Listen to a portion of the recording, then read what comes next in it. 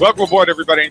Dr. Peter Glidden here, your steadfast advocate for health, taking it to the streets every day, pulling back the curtain on the unbelievable fallacies brought to the public stage by conventional medical doctors, not the least of which is the latest trend to do tonsillectomies, adenoidectomies, and put in ear tubes all at the same time, 3 for 1, to unsuspecting children of parents who are easily manipulated. Remember, your medical doctor may be the nicest person God ever created, but your medical doctor does not know what's best for you. Your medical doctor only knows what they've been trained in, and what they've been trained in is just one small piece of the pie of medical science. It's referred to as allopathic reductionism.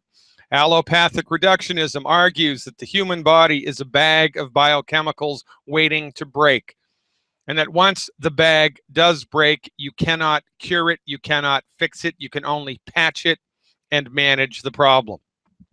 Your medical doctor does not practice healthcare. Your medical doctor practices disease management. There's a gigantic difference between the two.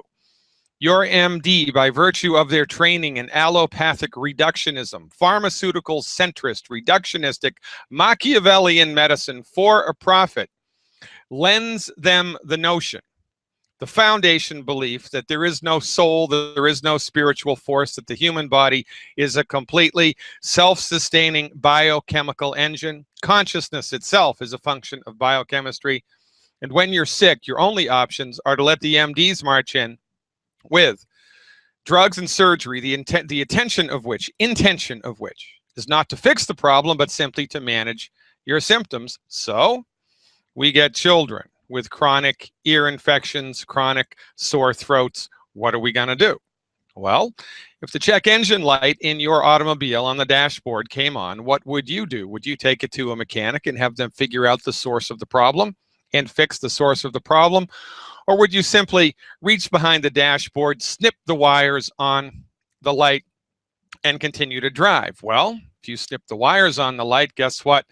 There's no more, nothing else being brought to your attention. Well, that's one way to deal with it. It's a silly way, it's a stupid way, it's a juvenile way to do it. Quite frankly, it's dumb. And that's what the MDs do. Oh, you have a problem with your adenoids? Cut them out. Oh, you have a problem with ear infections? Let's just stick some tubes in the ear and drain that nasty fluid out. Let's not attempt to figure out what's causing the problem and fix it. Let's just sedate the child, which is dangerous, and stick tubes in the ears. Oh, that's a good idea. They're going to get sore throats, so let's cut the throat out. Oh, we can't do that. We'd kill the child. So what's the next best thing? Let's cut the tonsils out. And that's what they do.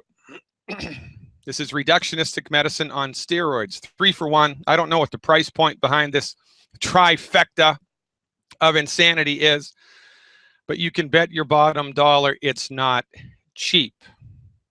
Remember, again, your medical doctor may be the nicest person God ever created, but they're trained in a very peculiar, very old-fashioned, very outdated, very just nuts philosophy of how the body is structured together and what to do to interface with the body when that body is suffering with a chronic disease. So they cut, they snip, they cut, they snip, and hey, guess what? You take out the tonsils, no more tonsil infections. But this, completely forgets the fact that the tonsils are part of your immune system, that the tonsils are a necessary part of your immune system, that the tonsils are there for a reason, as are the adenoids. And when the tonsils and the adenoids become inflamed, it's because something is wrong in the body. But the MD disregards this and snips the wire behind the check engine light, yanks the adenoids, yanks the tonsils, and sticks tubes in the ears. Hey, 3 for 1. Why not? And the child is sedated. The child feels no pain. Oh, and what causes fluid accumulation in the back of the ears? The MDs will tell you it's pollution. It's pollution in the environment. That's what it is. Pollution causes inflammation behind the ear, and the tubes just haven't evolved enough to be able to drain the body appropriately, drain the inner ear appropriately. Baloney. It's nonsense, brought to you by Machiavellian, monopolistic, reductionistic medicine, sold to you for a profit. Oh, my doctor says. Well, guess what? Your doctor's an idiot. From the holistic perspective, the vast majority of the time, the reason that children get ear infections is because they have an allergic reaction to something that they are eating. An allergic reaction, not a throat swells up, give me the EpiPen or I'm going to die allergic reaction. That's called an immediate hypersensitivity reaction. I'm talking about a delayed hypersensitivity food reaction that most MDs are completely unaware of even exists, even though there have been laboratory tests which prove this for over 50 years. Again, most medical doctors, in my opinion, based on 25 years of clinical experience, are lazy. They don't keep up with the literature. They don't think outside of their own box. They just do what they were taught to do 20 years ago in medical school, and they do not pay attention. Of course, well, what the heck? You know, we're going to make some money, and this is a simple operation. Simple operation. Very few children die from this operation. Very few children die from this operation. And it's a simple, and it's going to make me some money, and it's going to solve the problem. Well, no, it's not going to solve the problem. It's going to clip the wires behind the light, so the light doesn't come on anymore. Well, that's a good thing. It's a stupid thing. From our point of view, what causes the accumulation of fluid behind the eardrum? Chronic consumption of foods that the child is allergic to, and of the foods that which engender this type of reaction. Most often, it is the protein contained in cow's milk. That's right. Cow's milk, yogurt, cheese, ice cream, anything made from cow's milk often is the culprit behind the scenes, which is generating this problem. So now remember, if you as an adult drink an 8-ounce glass of milk, well, let's say you're 160 pounds, 8 ounces to 160 pounds is a trifling amount. If your 4-year-old drinks an 8-ounce glass of milk and the 4-year-old is 30 pounds, it is going to be a lot more, 6 times as much as it would be for you. So you want to put that into comparison.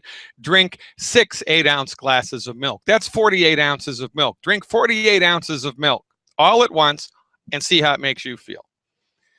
Again, your medical doctor has not been trained to think it through. Your medical doctor has been trained to go in lockstep with what they were taught.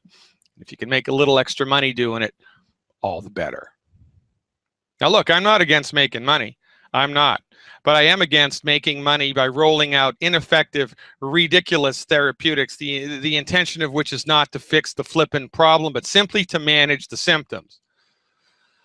So a much better strategy, if you have a child with chronic ear infections, remove cow's milk from their diet completely. Remove cow's milk from their diet completely. And there's one more thing to do. You can give a homeopathic medicine, which more often than not is effective at helping to reduce the inflammation behind the ear, which will allow the little tube, the eustachian tube, which goes into the back of the throat, to drain properly, and voila, the problem is finished. But you must eliminate the food that's causing the inflammation. You must eliminate the food that's causing the inflammation. And by the way, it's the eustachian tube. There's a little tube that goes from behind the eardrum to the bottom of your throat, to the back of your throat, and it drains the ear behind the eardrum. This is the design that nature put in place, and it's a fantastic design, but when you eat the wrong food all the time, vis-a-vis cow's milk, in this case, and the derivatives thereof, that little tube becomes inflamed, and when that little tube becomes inflamed, it closes up, and when that tube closes up, it can't drain the fluid in the ear. The fluid accumulates, and that's painful.